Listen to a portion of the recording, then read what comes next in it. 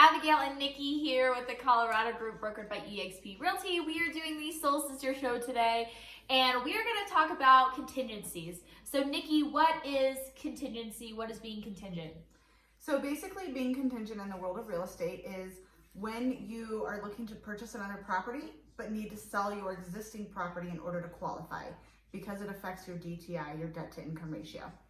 Okay, so who would be contingent? Would it be someone who is buying a home and they need to sell their own house? Correct.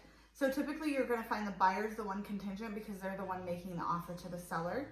So yes, that would be the buyer in that case. Okay, so if I'm the seller and someone comes to me and they're contingent, how would I go about that? Would I accept that offer? So being that we deal with both the buyer and the seller in multiple situations, how I typically would help a seller through that is how quickly does the seller need to sell? And also on a contingent offer, I usually will recommend, this is two parts, so bear with me here. From a seller perspective, I'm going to say, okay, here's your offer, seller.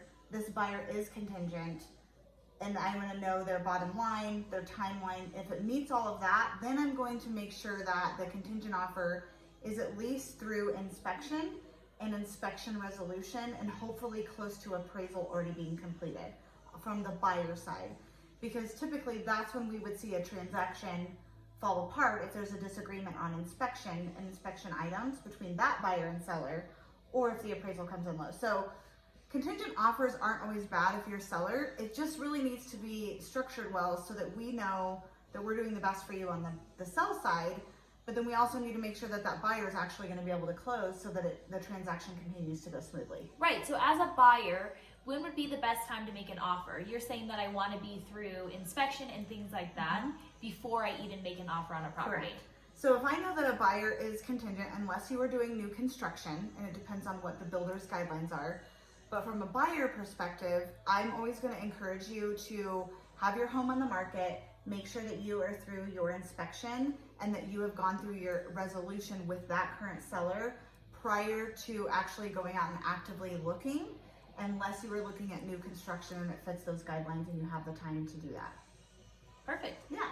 If you guys have any other questions about contingency or you're looking to buy or sell, please contact Nikki and I.